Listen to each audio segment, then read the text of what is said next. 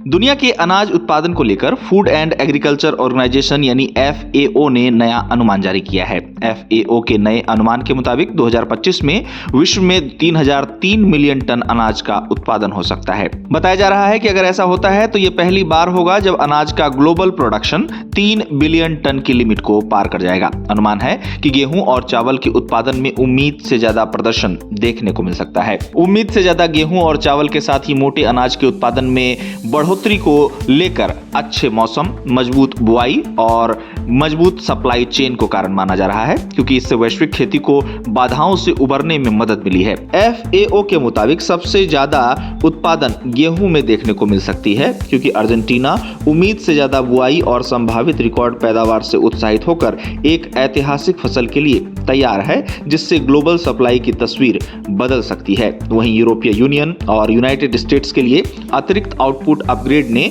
गेहूं के आउटलुक को और मजबूत करने का काम किया है। साथ ही मोटे अनाज में भी मामूली सुधार देखने को मिला है, जहां जौ के अच्छे उत्पादन की उम्मीद है। वहीं अब चावल की बात की जाए तो चावल की खेती को लेकर बताया गया है कि इसकी खेती में वैश्विक स्तर पर बढ़त देखने को मिली है, जहां इंडोनेशिया ने लगातार एरिया बढ़ाने की पुष्टि की, जो उम्मीद से ज्यादा ऑफ सीजन फसल को सपोर्ट करेगा। इसके अलावा बांग्लादेश और जापान के लिए बेहतर संभावनाओं के साथ 2025-26 के लिए दुनिया भर में चावल का प्रोडक्शन अब 558.8 मिलियन टन होने का अनुमान है, जो पिछले साल के 1.6% से ज्यादा है और अब तक का सबसे ज्यादा है। अब चावल उत्पादन को लेकर वैश्विक स्तर पर आगे रहने वाले देशों की बात की जाए तो इसमें भारत, इंडोनेशिया, ब्राजील, चीन जैसे देश शामिल हैं, जो मेडागास्कर, नेपाल, पाकिस्तान, थाईलैंड और US में अनुमानित गिरावट की भरपाई से कई ज्यादा प्रोडक्शन करने की ओर बढ़ रहे हैं। इस तरह अनुमान में बताया गया है कि 2026 के आखिर तक दुनिया भर में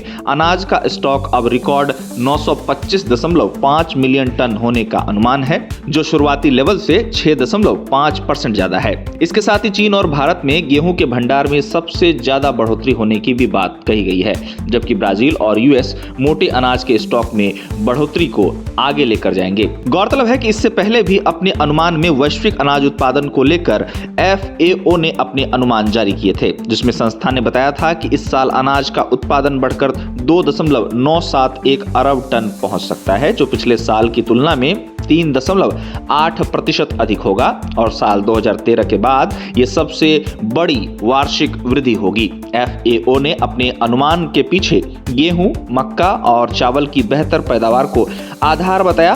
FAO ने गेहूं उत्पादन में इस वर्ष बढ़ोतरी के संकेत दिए हैं।